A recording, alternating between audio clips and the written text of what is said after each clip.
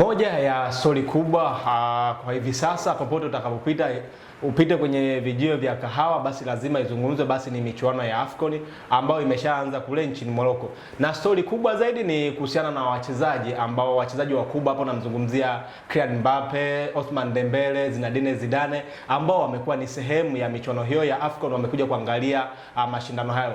Hii ni Ladha za Afrika. Jina langu ni Daudi Julius, niko na Leopard John, na hii leo katika Ladha za Afrika tutaangazia ujio wa wachezaji wakubwa kwenye michuano hii wenye asili ya Afrika. Je, inaashiria nini? Bana Leopard, mambo vipi? Bwana shwari. Safi kabisa. Bana, AFCON imeshaanza huko. Na kuna baadhi ya timu zimeshajikatia tiketi ya kufuzu hatua ya 16 bora. Nadhani timu yako tayari, nadhani ndio ilikuwa ya kwanza. Mafarao wa Misri bana ilikuwa wa kwanza, sawa. Lakini issue kubwa ni kuhusiana na wachezaji. Unamzungumzia mtu kama Kylian Mbappe, Zinedine Zidane na Ousmane Dembele na baadhi ya wachezaji wengine wamekuja kwenye michuano hii ya Afrika, na tunajua kuna baadhi ya wachezaji asili yao ni Afrika. Hii inaashiria nini? Moja kwa moja inakwenda kureflect kwamba hawa ni wachezaji ambao by the way wanaheshimu na wanatambua walipotoka. Tumeona baadhi ya wachezaji wakiwa likizo pia barani Afrika. Unamzungumza mtu kama vile mlinzi wa klabu ya FC Barcelona Julian Kounde, alikuwa nchi ya Benin na aliweza kushiriki ziara yake, na tukaona baadhi ya video na picha zikimuonesha akiwa yupo na watoto.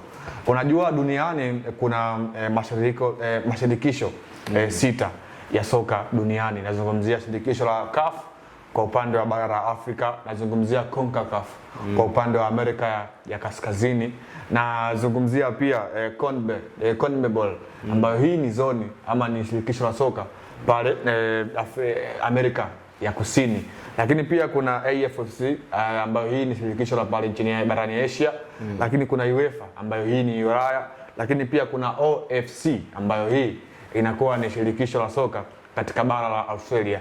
Haya mashirikisho yote ambayo nimeyazungumza wamekuwa yana mashindano yao katika kulingana na wao walivyojiwekea kila baada ya miaka mingapi, lakini sisi Afrika kwa maana ya CAF wameweka utaratibu kwamba michuano yao mikubwa inafanyika kila baada ya miaka miwili. The same tunafahamu Euro inafanyika mara baada ya miaka minne. So unaona imekuwa ni michuano ambayo wachezaji wamekuwa wanatamani kuja kuona bara la Afrika linafanya nini. Na imekuwa sio tu michuano ambayo inahusisha bara la Afrika, bali imekuwa wale watu kutoka nje ya bara la Afrika wamekuwa wanahusika kwenye hii michuano. Michuano iliyopita ya AFCON pale nchini Ivory Coast, I think alikuja nyota wakati huo wa FC Barcelona, yamzungumzia Ousmane Dembele ambaye kwa wakati huo anakipiga kwenye klabu ya Paris Saint-Germain. Dembele na pia ndo mchezaji bora wa dunia kwa sasa. Dembele ameoa nchini Morocco, kana kwamba amepata mwanamke ambaye ni raia wa Morocco. So unaweza ukaona barani Afrika ni kama vile sehemu yake. The same tumeshuhudia Kylian Mbappe akija kumuunga mkono rafiki yake Achraf Hakimi kwenye mchezo dhidi ya Mali ambao uliisha kwa bao 1-1. Lakini tunafahamu Mbappe ana asili ya Cameroon. Na Cameroon kwenye hii michuano ipo na imekuwa inashiriki, na jana walikuwa wana mchezo dhidi ya Ivory Coast.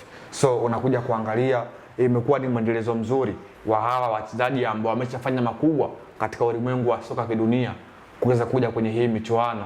Na tufahamu walipo hawa wachezaji wakubwa ndipo dunia ilipo. So just imagine watu wangapi ambao walifuatilia dunia. Watu wakaanza kufuatilia why Mbappe ameenda kwenye huo mchezo, kipi ambacho cha ziada zaidi, and then dunia ikawa karibu na bara la Afrika kuweza kushuhudia. So inakuwa ni sehemu ya michuano pia kujiuza. So na ni wakati ambao mabara yote hayafanyi hii tournament zaidi ya bara la Afrika. So unakuja kuona ulimwengu mzima wamekuwa macho yote yakiangalia barani Afrika katika hii michuano ya AFCON. So unakuja kuangalia, inaweza ikawa ni heshima, lakini pia ni sehemu mojawapo ya kuweza kujiuza kwa hii michuano na kuonekana kwamba ni maarufu na yenye mvuto wa aina yake, kwamba inahusisha wachezaji ambao wana asili ya hilo bara kuja kushuhudia na kuweza kutambua au kuthamini kile ambacho asili yao ilipotokea. Ndio maana tumemwona mtoto wa Zinedine Zidane kwa maana ya Lucas Zidane, mlinda lango wa timu taifa ya Algeria, ambaye yeye amechagua kuwa wa Algeria baba yake alichezea timu taifa ya Ufaransa. Kwenye mchezo wao wa kwanza baba yake alikuwepo. Zidane alikuja kumuona mtoto wake. Yeah, of course, kwa unakuja kuona uwepo wa kocha Zinedine Zidane ambaye ni former player wa timu taifa ya Ufaransa ni kitu kikubwa. So kila mtu ambaye anamfahamu Zidane anataka kufahamu why ameenda huko Zidane. Ataanza kufuatilia Afrika ni nini? Why Zidane yeye amechagua Ufaransa and then mwanae amechagua Argentina, Algeria. So unakuja kuona inakuwa ni sehemu moja ama nyingine michuano inapata umaarufu mkubwa ulimwenguni kutokana na hawa wachezaji kuweza kuja katika kushuhudia hii michuano. Kwa maana hiyo kwamba ujio tu wa wachezaji wakubwa pia inaweza kuwa ni fursa ya biashara kwa timu ambazo zinaandaa yale mashindano. Nafikiri mwaka 2027 Tanzania, Kenya na Uganda tunaandaa michuano hii. Je, kuna wafanye walau kumleta hata mchezaji mmoja mkubwa kwa ajili ya kama kumwalika kwenye michuano hii ili kwa ajili ya kutangaza ule utalii wetu? Je, kwa Tanzania, Kenya na Uganda wafanye hivyo ili kuongeza chachu na biashara ya soka? Kwanza wachezaji wakubwa wapo katika ukanda wa Afrika Mashariki na hawa wote ambao wamekuja sio kama taifa ndio wamewaleta. Ni wao wenyewe na interest zao wakatambua thamani ya michuano husika. Yani hapo ndo na reflect kwamba michuano ya AFCON ni miongoni mwa michuano maarufu ulimwenguni na watu wamekuwa wanashauku ya kuja kushuhudia. Yani michuano mingi imekuwa inafanyika, tumekuwa tunashuhudia Copa America ikifanyika barani Amerika, tumekuwa tukishuhudia michuano ya Euro ambayo inafanyika kila baada ya miaka 4, lakini AFCON imekuwa ni michuano ambayo ina ladha ya kipekee by the way. Ndio maana watu wamekuwa wanapata ule mwamko kuweza kushuhudia. Tunafahamu kwenye hii michuano tu asili ya taifa husika limekuwa pia nao ni sehemu ya kuweza kuwachochea hawa watu kuweza kushuhudia.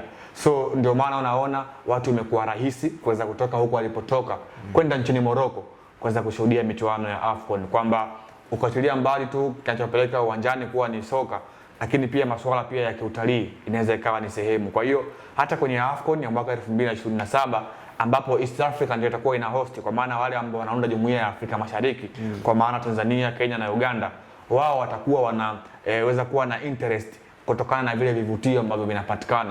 Watu wengi wamekuwa wanaifahamu hifadhi ya Serengeti, watu wengi wamekuwa wanafahamu mlima Kilimanjaro. Hiyo inaweza ikawa ni sababu ya mtu kwa mfano nyota mkubwa barani Ulaya akasikia AFCON inafanyika Tanzania. Tanzania kuna mlima Kilimanjaro ambao mimi naufahamu, au kuna Serengeti ambao ni hifadhi. So ngoja niende nikapige ndege wawili kwa jiwe moja. Ndio maana umeona serikali ya Jamhuri ya Muungano wa Tanzania wameweza kuweka uwanja wa Arusha ambao wakati huu upo katika marekebisho ambayo unaendelea kujengwa, ili kuweza kuweka vitu hivi ambavyo vinaiana, kwa maana hii michuano inaenda sawa pia na utalii ambao unaongeza pato kwenye taifa. Kwa hiyo hata Ashraf Hakimi amewahi kuja pia. Of course alikuja na tukaona jinsi ambavyo alifanya ziara kwenye baadhi ya vivutio vya utalii nchini pamoja na Engineer Hersi Said, wakapita katika kila hatua na wakaweza kufanya kile ambacho kilikuwa wamekifanya na wakaweza kuondoka. Kwa hiyo hii michuano imekuwa ni sehemu pia ambayo inafanya taifa liweze kutangaza vivutio vyake vya utalii, lakini wachezaji nao pia wamekuwa wakivutiwa kwanza na mandhari, lakini pia michuano yenyewe kuweza kuwa na mvuto. Kwa hiyo tukubali kwamba Afrika ina mandhari mazuri. Of course wao wenyewe wamekuwa wanakiri na tumeshuhudia wachezaji wakiwa wanasema hivyo kwamba hii michuano imekuwa bara la Afrika ni moja kati ya bara ambalo lina vitu vya kipekee, traditional customs, la kila kitu ambacho ni cha kipekee. Barani Afrika imekuwa ni vela viable na imekuwa kinawavutia watu wengi kutoka ukaibuni. Okay, sawa. Ni kweli kwamba wachezaji wenye asili ya Afrika wanajutia kuzisaliti timu zao za taifa? I say ni ngumu kwa sababu unakuja kuona wenzetu ambako wamechagua ni sehemu ambayo wameshapiga hatua kwenye soka, lakini sisi tumekuwa bado tuko nyuma. Hata pia kwenye records za hizo timu zimekuwa zinafanya vizuri.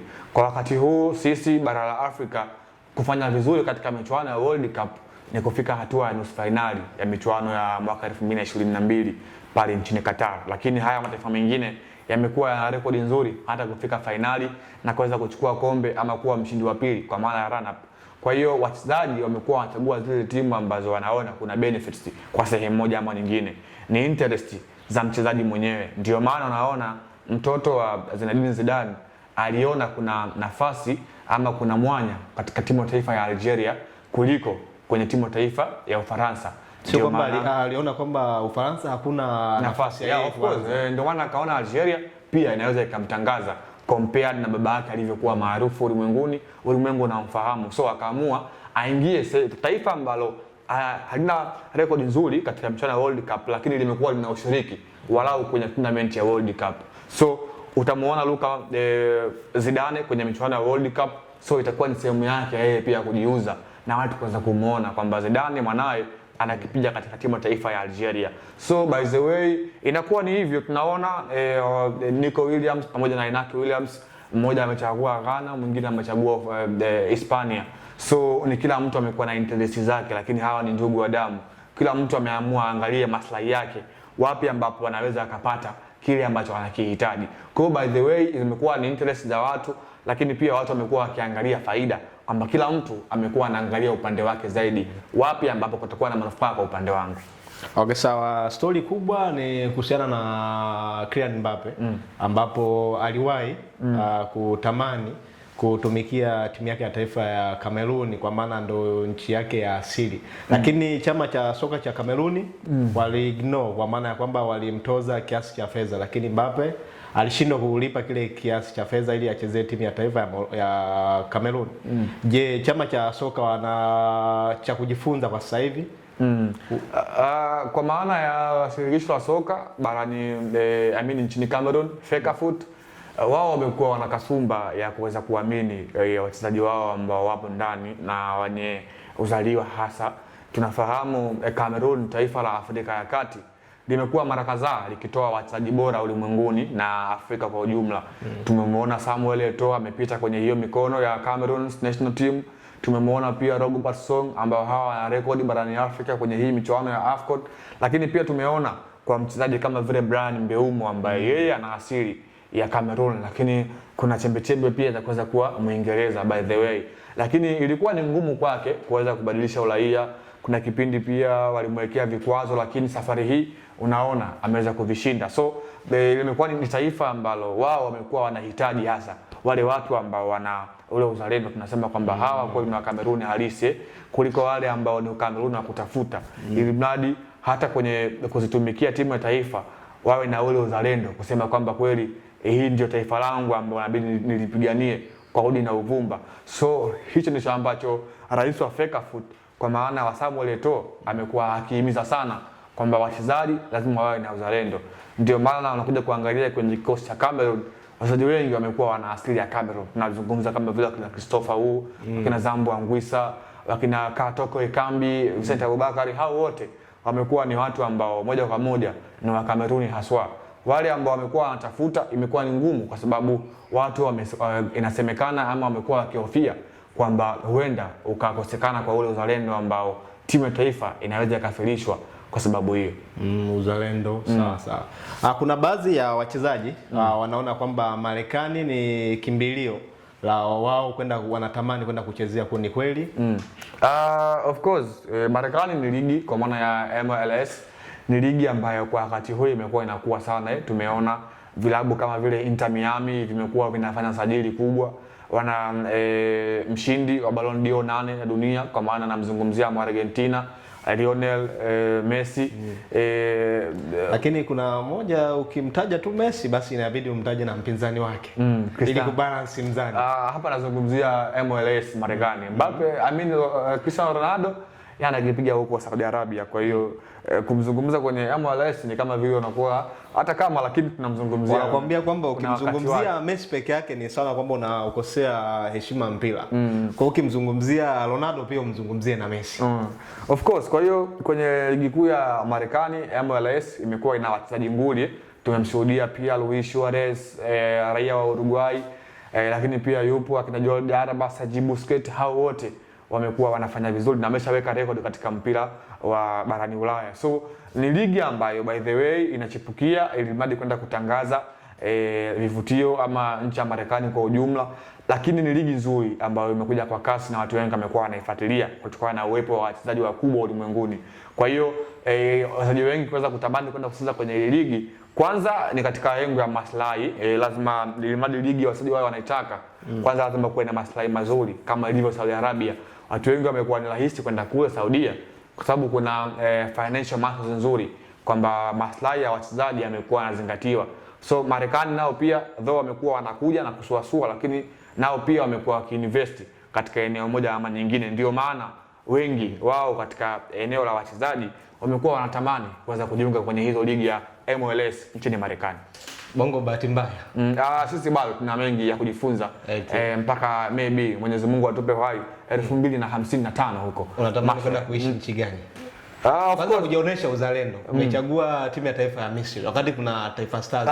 Ujue ukweli ndio kila kitu. Tunasemea uzalendo. Tunasema ni ukweli, lakini kuna uzalendo afu pia kuna ukweli. Ukweli ni upi na uzalendo? Mimi ni raia wa Tanzania na kwenye maslahi ya Tanzania mimi nitasimamia kama raia katika nafasi yangu. Kwa nini lazima kushabikia timu yako ya sio lazima. Lakini uzalendo upo kwenye masuala mengine, lakini kwenye soka huku hapana, sina uzalendo.